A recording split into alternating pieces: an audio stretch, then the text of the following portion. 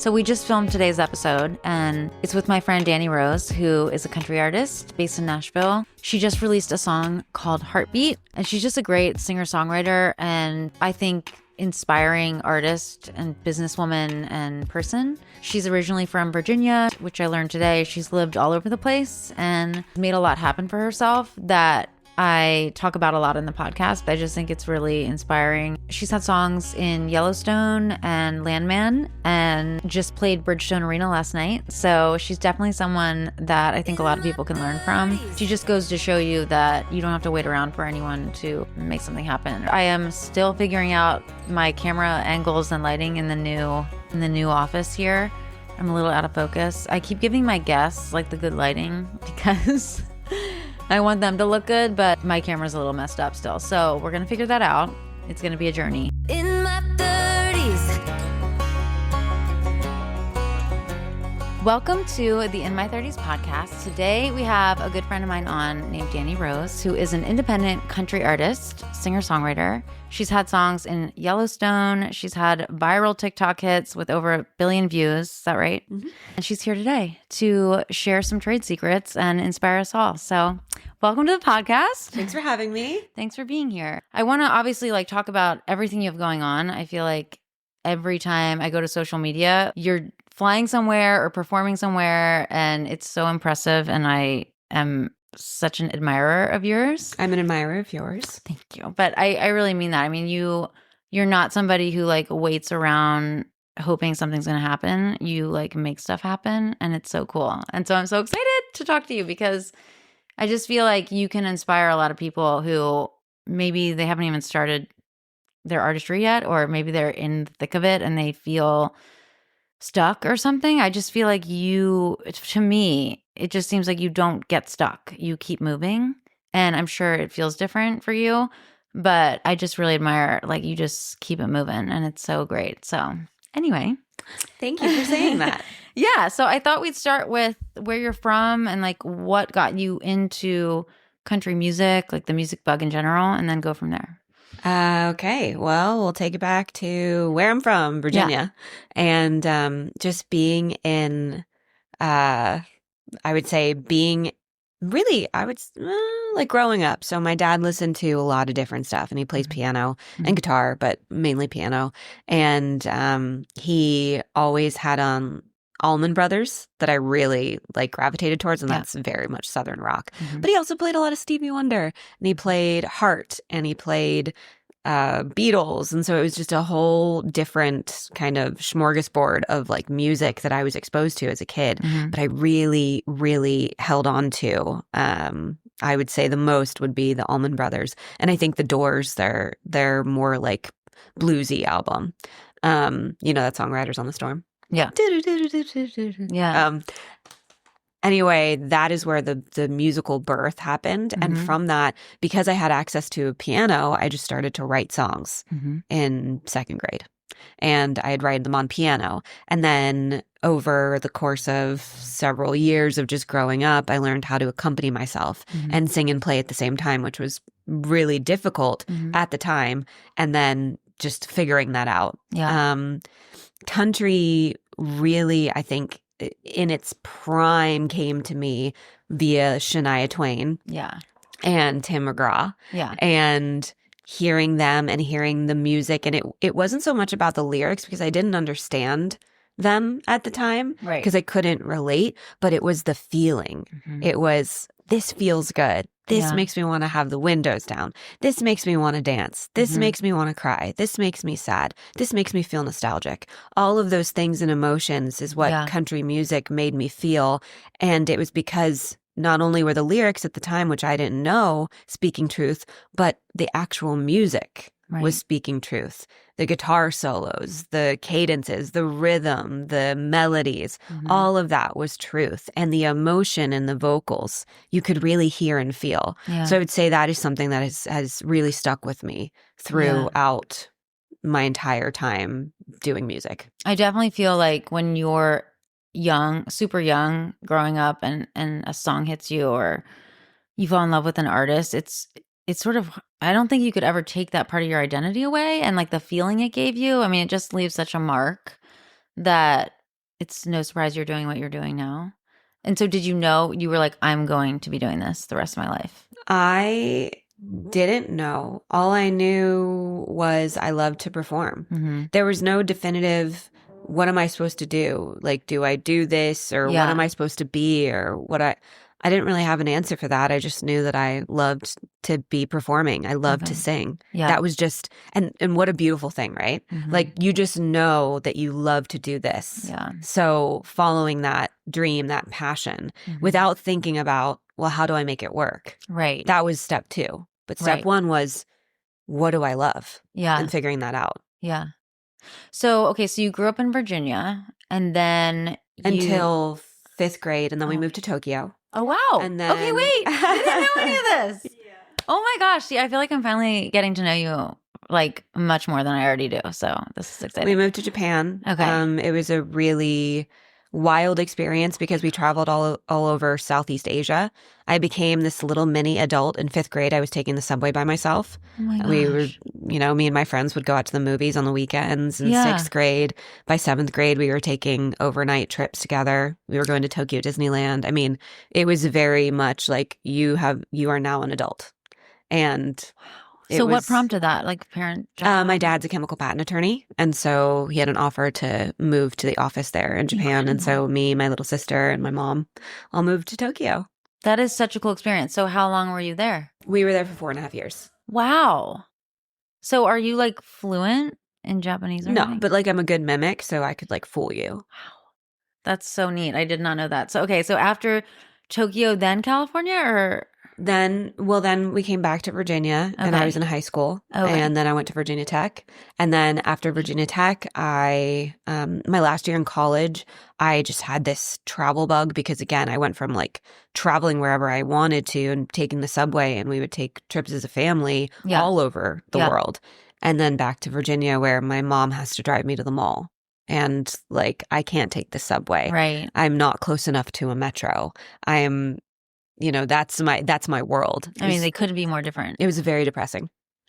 And then going to Virginia Tech, and then the last year in college, doing music. I was always auditioning for like a cappella groups or trying to get into the School of Music. That's where Yeah. they accepted me at Virginia Tech. Oh, okay. So I was in English. I was studying 2 degrees or trying to get 2 dual degrees, music and English. Mhm. And so the School of Music there accepted me, as did the school, I guess, liberal arts. Okay. And I was auditioning for a cappella groups, and Yeah. I kept getting denied. Yeah. And so a couple girls and I started our own.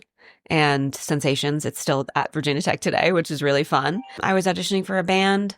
It reminds me of a TikTok trend I've seen recently that I'm going to be putting together this week, where it's like I'm resisting the urge to tell my 2nd grade teacher that I actually get paid to talk for a living, like from the publicists. Yeah. And this one will be resisting the urge to inform my vocal professors that, like, despite them failing me in vocal performance, Yeah. I still get paid to sing for a living.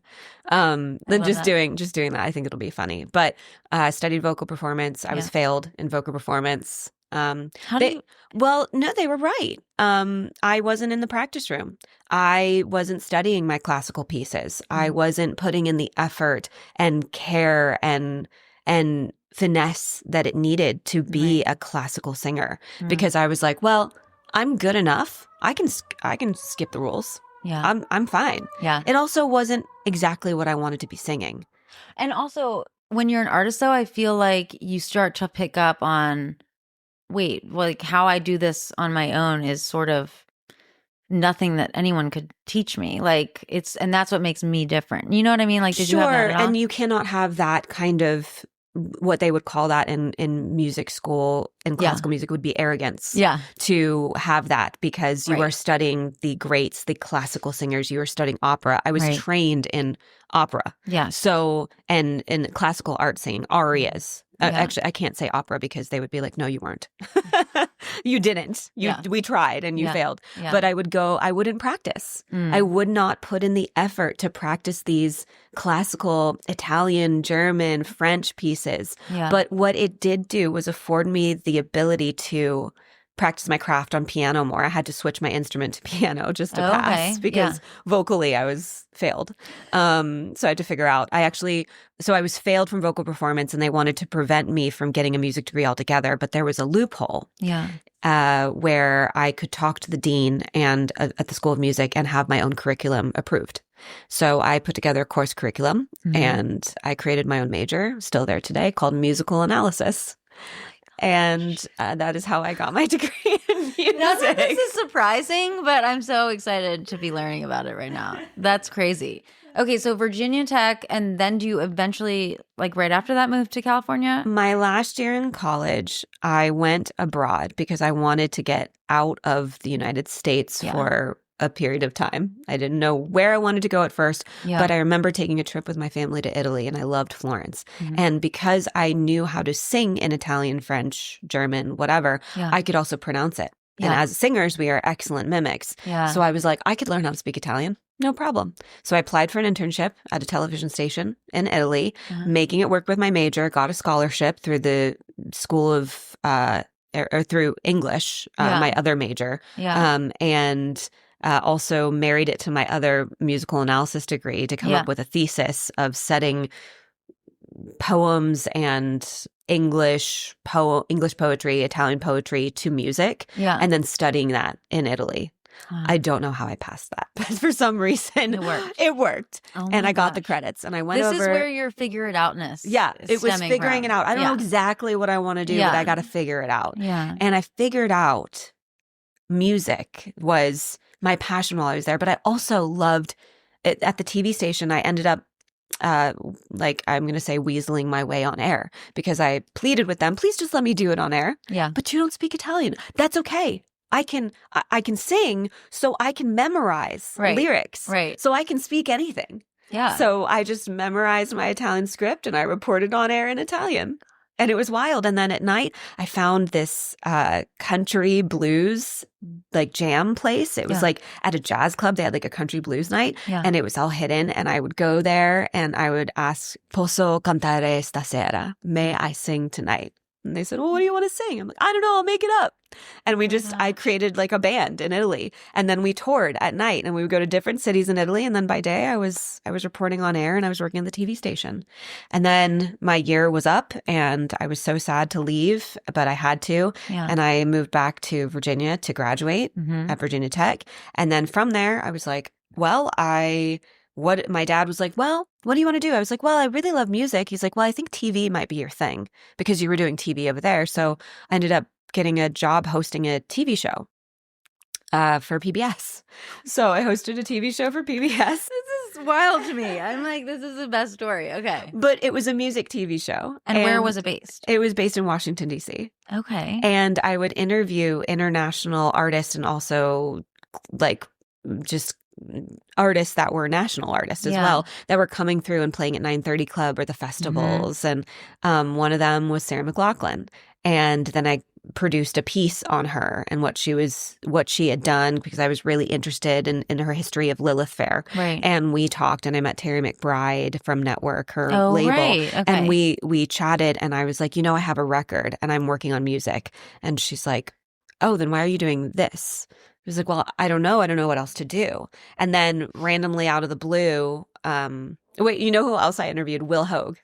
He came through to 930 Club. So that was really cool to interview him. And I ended up getting a call from this woman who was a talent buyer for the Apollo Theater in New York. And I didn't really know what that was, but they had this show called Showtime at the Apollo, which I remember like my grandma talking about, but I didn't really know like what it was. And it was apparently a singing show, like a singing competition show. And this woman was like, hey, we want you to come out and sing Aretha Franklin, Chain of Fools. We've heard you like play like around town in Virginia. And I was like, okay. And I went and you get on stage and they literally boo you.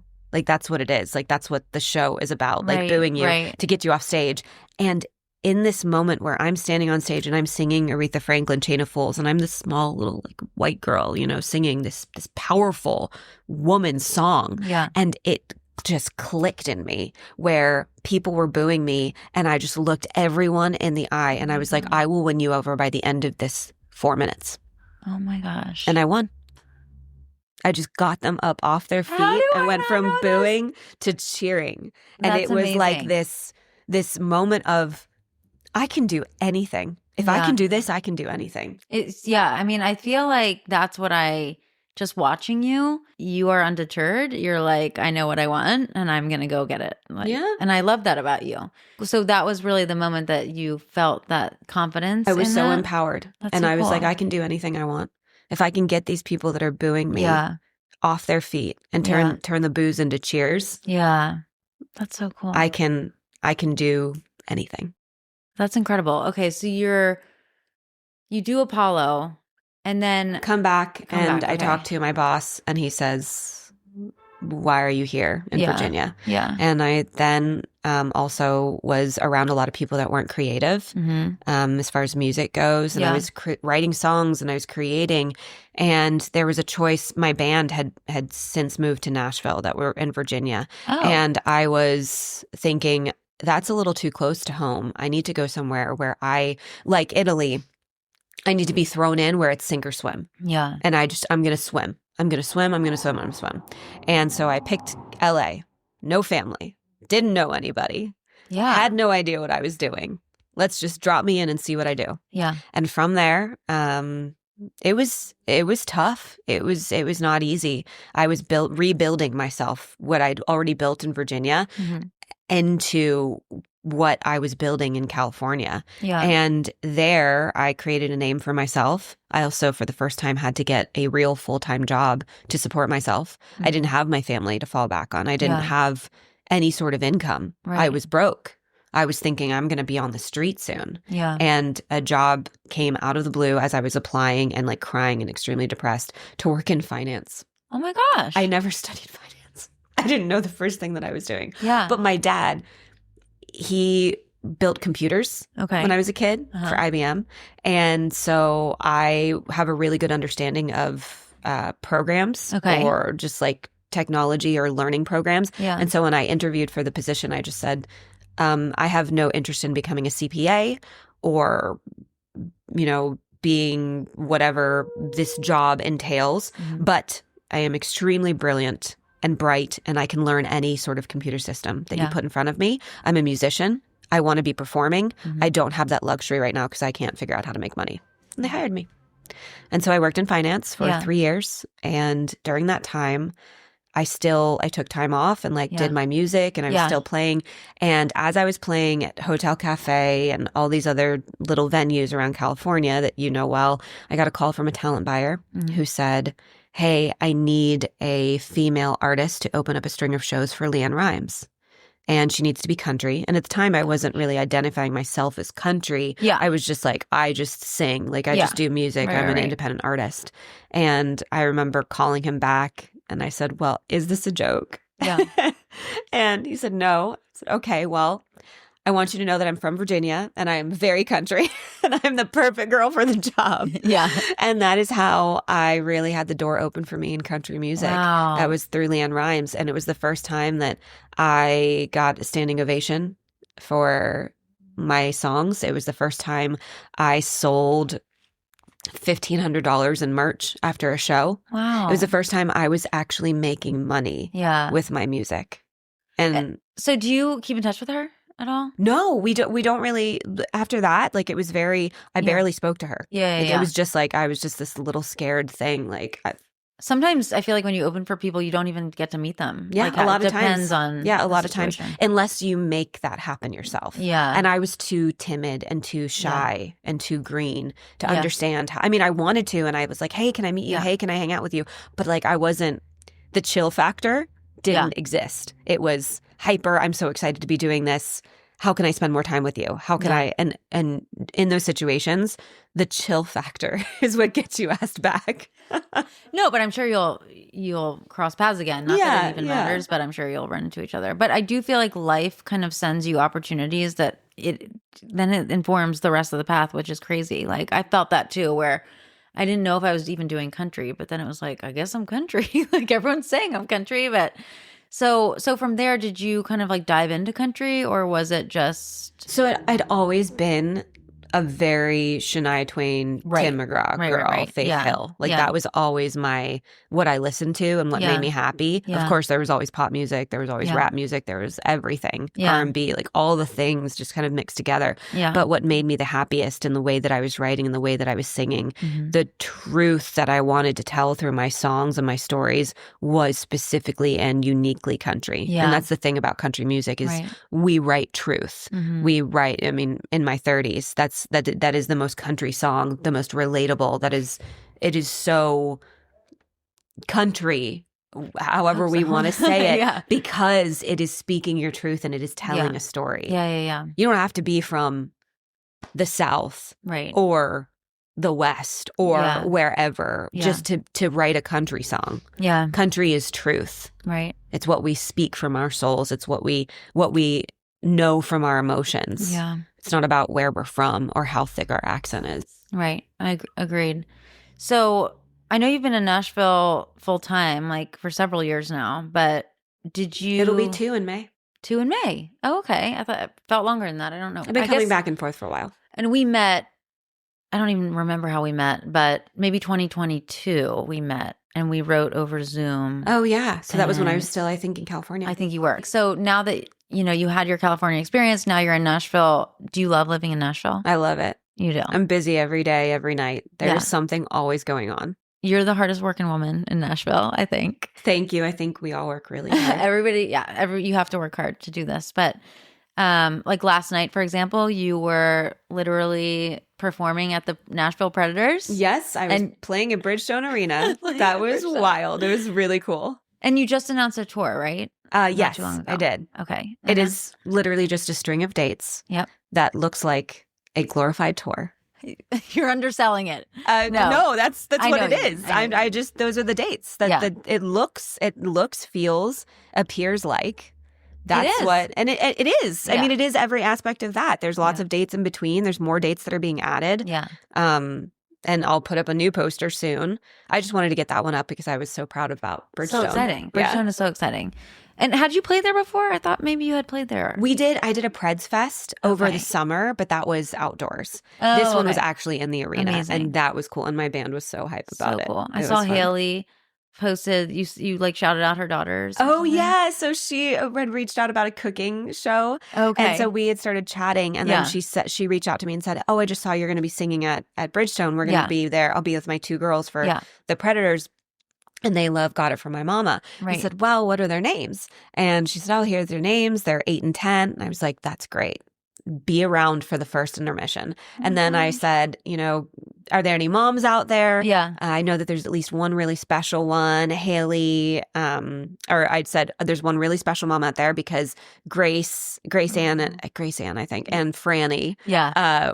really wanted me to sing Got It From My Mama because they love their mom so much. So this That's goes out sweet. to you 2 girls. I love that. And then the girl who does all the Predator stuff, she actually got them 2 little gift bags with like stuffed animals. And so we delivered them during That's so intermission, sweet. like the next one. It was So this all happened last night and I saw it right away this morning. Yeah. And are you, because you text me at like midnight or something.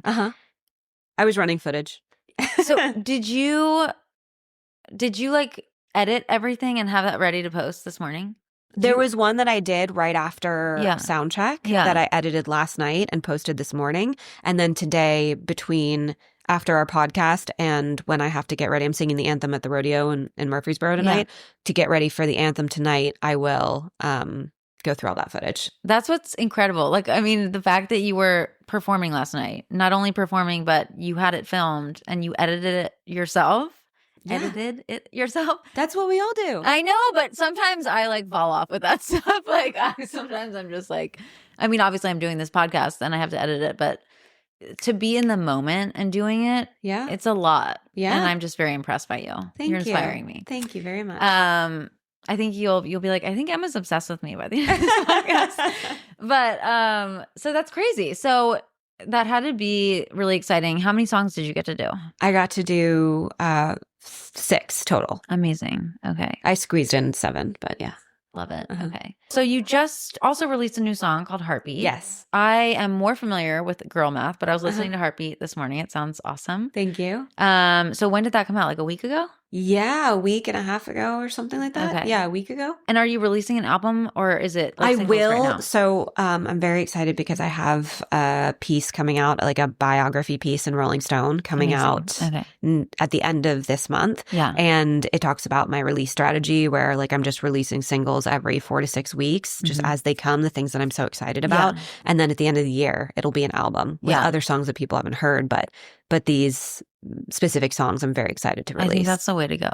I feel like your film and TV success has been so cool to see. And I wondered if you could talk a little bit about Yellowstone. And for those of you that don't know, she's had several songs in Yellowstone. 5 songs on Yellowstone, one just recently on Landman, and there's another one coming up that I'm not allowed to say, but Okay. I'll have another one. And from what I understand, you've found these opportunities yourself. Like you didn't go through an agency or anything like that, right? I got lucky and met a music supervisor at a birthday party. Okay. And we kept in touch. Yeah. And she reached out to me when Yellowstone was first starting. Wow. And then I didn't get anything in season 1, but then I got 2 songs in season 2 and then started to get more and more.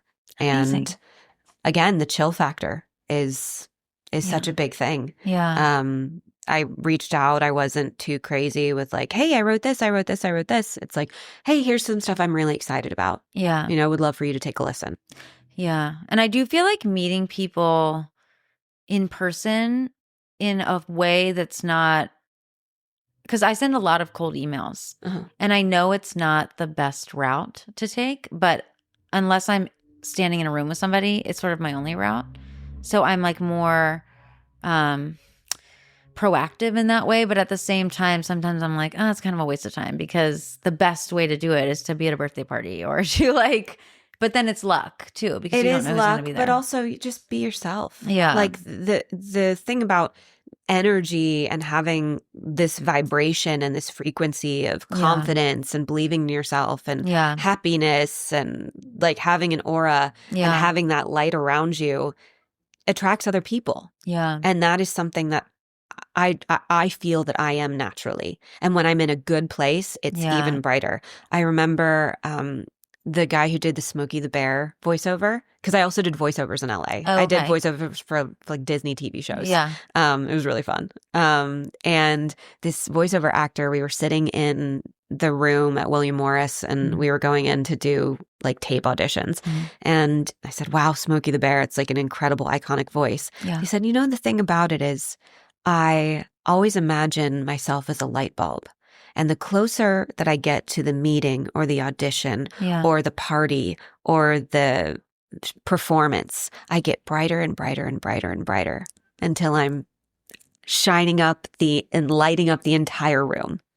And that I took to heart and practiced that every single time. And sometimes I forget, and I'm glad that I said it to remind myself. I'm so glad you said it. To do that, because that is something that I have taken with me to every single performance. Yeah. And recently, and even more so now, I have unlocked this level of confidence on stage where I saw you post about that. the stage is mine. For this amount of time that I'm given it, this is now my audience, and I'm right back at the Apollo where I'm looking at people that are unsure and I'm turning them into fans. That's so important. And I'm so glad you brought that up because creating the energy that you want to receive, basically, I think so many people, including myself, like your anxieties or your insecurities, doubts, whatever, can kind of take over and you forget a simple trick like that, or you forget that you're manifesting things too. I think one of the reasons why we get anxiety is because, of course, anxiety is different for everyone. Yeah. It's not for me to say what your anxiety is. For me, I know what helps me is my anxiety comes out when I'm not prepared. But when I am prepared and I practice, and I love practicing, I am crazy in that way. I am literally insane. I love to practice because I want to be and give the best part of myself. And when I am up there, I want to be on autopilot. So I'm not thinking about the words. I'm not thinking about, am I picking up the mic? Am I moving this way? Am I moving this way? I want to be fluid and a free spirit. I want to hop up on that stage and I want to give the best performance I possibly can. Yeah. I want to be thinking about, how am I going to hit this note? How am I going to support this note? Yeah. How is this going to come out? How am I going to make people feel chills when they hear this? Yeah. And that's something that I can control. Right. If I'm not thinking about, what are the words? What happens next? Right. Prepared. Yeah. Be prepared. What do they say? Competence builds confidence or something. I love that quote too, because it's so true. It's like being super prepared will quiet any doubt. Yeah. I'm going to take that light bulb thing, and I hope other people listening do too, because if you are in the thick of some kind of anxiety, I think to remember just that whole thing you said about being the light bulb and being the energy that you Being want the light bulb and Yeah. shine the brightest, but you must be prepared to be the light bulb. Yeah. You can't just say, okay, shine bright. I'm having anxiety. Shine bright. Yeah. You Yeah. have to get yourself to the place of, Yeah. I'm ready to shine. Yeah. I love that And- so much.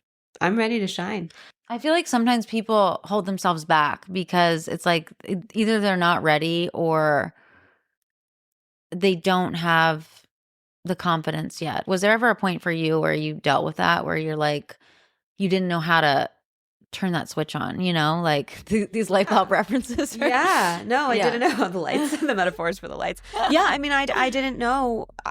It's ring time. You got to spend time doing it. Yeah. You got to put in the work and effort. Yeah. You got to put in the time of doing the 4-hour bar gigs to realize, wow, I can't do a 4-hour bar gig. Yes. That's hard. That's too difficult. I'm not Yeah. going to do that to myself anymore. Right. But you build the stamina Right. so that you can do a 3-hour bar gig. Yeah. And then you do the 3-hour bar gig and you hang out with people that don't want to listen to you. Yeah. And you figure out a way to make them listen to you. Yeah. And you get knocked down and knocked down and knocked down and knocked down, and you wake up every single day saying, I love this. Let's do it again. Yeah.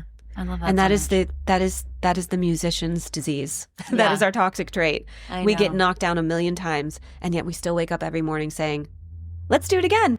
It is crazy. I mean, for me, it's always been like, it's not like I chose music. I always tell people, I'm like, it chose me, and I'm just like following directions. And that's sort of one way to put it. But for me, that's how it feels. It feels like, well, if I'm not doing this, then I'm not living in line with my truth, And I think that allows you as a musician to deal with so much rejection and maybe not having as stable of a life as other people. I think like just that knowing in you is what helps you handle all of the difficulties that will arise in music. Can you talk a little bit about your viral TikTok song, Got It From My Mama? Yeah. Yeah. Uh, How did that all happen? Like I remember it was like Mother's Day release because I was like, oh, I have a song coming out Mother's Day too. so again, knowing people and putting the puzzle pieces together and asking. Yeah.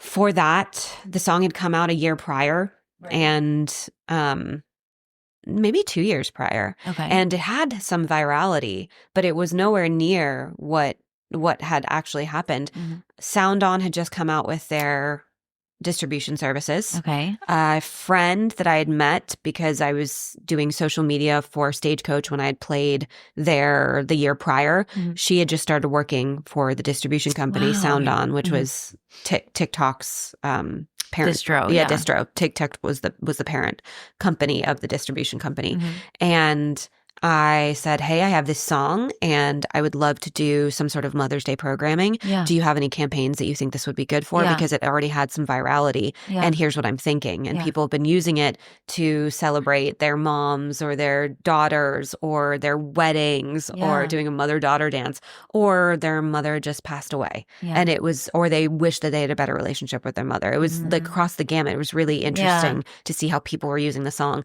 And she said, well, let me like send it to the team and see Yeah. what they think. And she said, you know what, we're going to run with this. And because you're doing this through our distribution, we will put this forth to all of our creators, our creator team, and say, we'll put it in a batch of songs Yeah. that they can use Yeah. for Mother's Day. So Got it it. was Got It From My Mama was like one of 3 songs that they sent out to their influencers. I feel like you're really sharing your trade secrets right now. What's which not a is- trade secret? Not a trade secret, but like it's cool that you're being transparent about it because Yeah. I feel like a lot of people who are artists or not, like you don't really know because do you have a team that we were kind of talking about? It's because the team does that for them. Right. So, and what's so cool is that you've made so much happen on your own, connecting the dots yourself. And Because no one else is going to do it. And no one else is going to do it. And also, by the way, if you go on TikTok and you look at your page and your music, I mean, you're outperforming major label acts in that regard in terms of like how, like some of them. I just think it's really impressive. And I think it's inspiring. I think the reason I'm like hammering on this is because it's inspiring because you've made this happen yourself. And I feel like people can learn from that and realize, and maybe their spirits can be lifted because you're an example of somebody who's connected the dots yourself and made things happen yourself. And it just shows there's really no limit to like what you can do, even if you don't have a team or a major label deal or whatever. So it's just really super cool. Thank you. And I'm going to keep saying that. I guess two last things I wanted to ask you. Do you have any advice for artists starting out or people that feel stuck? Show up. Yeah. Show up. Do what you say you're going to do. Mm-hmm. Come with a plan. Think about things. Research them. Practice. Yeah. If you love it, give it the attention that it deserves. Mm-hmm. Put in the time. Put in the effort. Put in the work. Work on yourself. Do what makes you happiest. Yeah.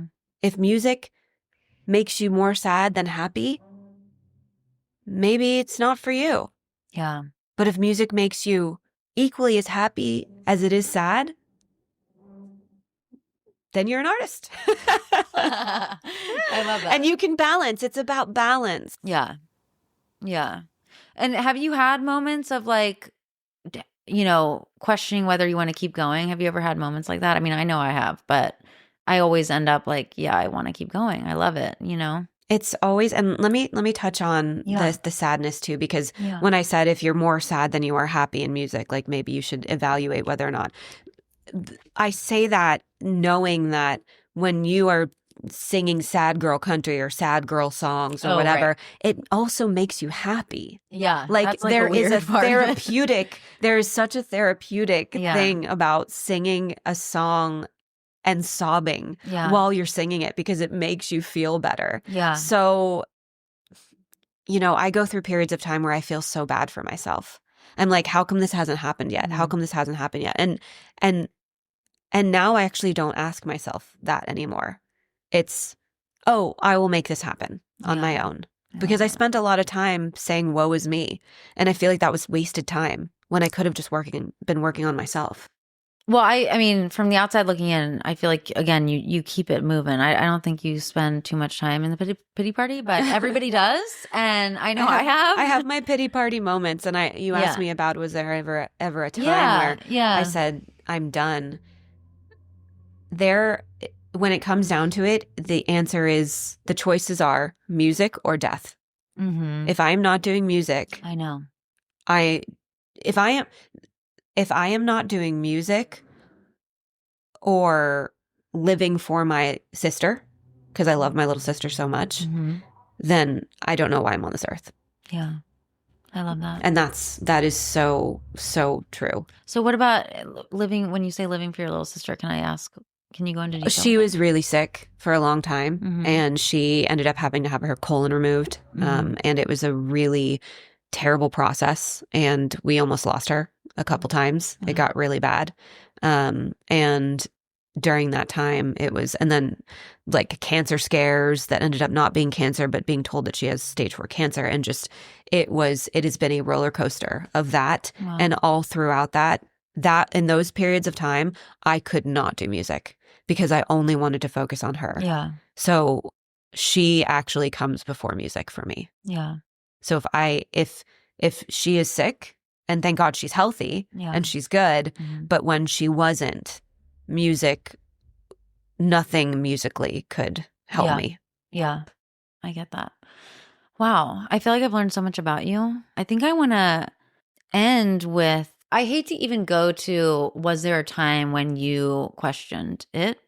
But I think for me and other artists, I think so many times when you meet people in the world who think it's such a long shot dream. I feel like I'm constantly contending with that. Like even after doing this my whole life, I'm constantly, you go to family parties and it's a a question that you're triggered by like someone in your family or a friend of a friend that you grew up with. You know, I mean, I've had friends' parents ask me when you're going to get a real job. Like that kind of stuff I'm constantly contending with.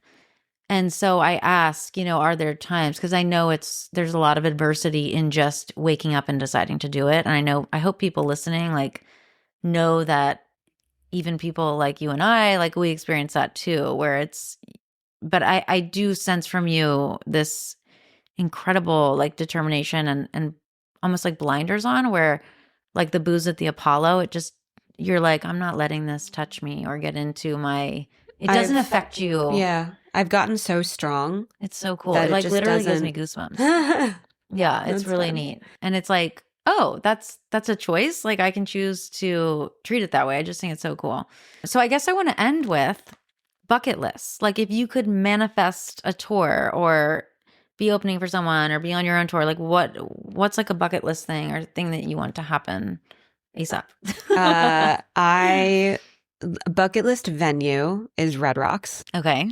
That would be awesome. Yeah. Also very looking forward to whenever it happens, the Opry. Yeah. That would be really cool. Yeah. But Red Rocks and Hollywood Bowl. Oh my gosh. I want that. And performing last night at Bridgestone was like, yeah, I can do this. Yeah. I could be on a tour and I could be doing this every night, supporting whoever. Yeah. Obviously, I'm not big enough to do that. I don't have the ticket sales to do that. But well, I feel like an opener, you should absolutely as a support act on something like that. Yeah. Yes. Like that is what I want. I want to be on the road. I want to be doing that. Yeah. Other bucket list items, being a character on one of the shows that I have so many songs on. Yes. I'm like, yes. It's been really, really exciting. This past September, I opened up for Billy Bob Thornton. Oh and through that, we became friends and just recently started writing music together. Yeah. So that has been a really fun experience. And just working with the entire team there and doing more things. I'll be performing at Taylor Sheridan's Ranch for Bosky Live in September this year, September 12th. Wow. So that'll be really special. And trying to get involved more with that. So touring, and I also want to be acting. Amazing. I want to go back to that where I initially started on camera. Yeah. Well, I think it's all going to happen for you. I know it is. Thank you for coming. And where can people find you if they are not already following you? Find me on Instagram, TikTok. What's your handle? At Dani Rose. At Dani Rose. Okay, Yay. Thank you so much.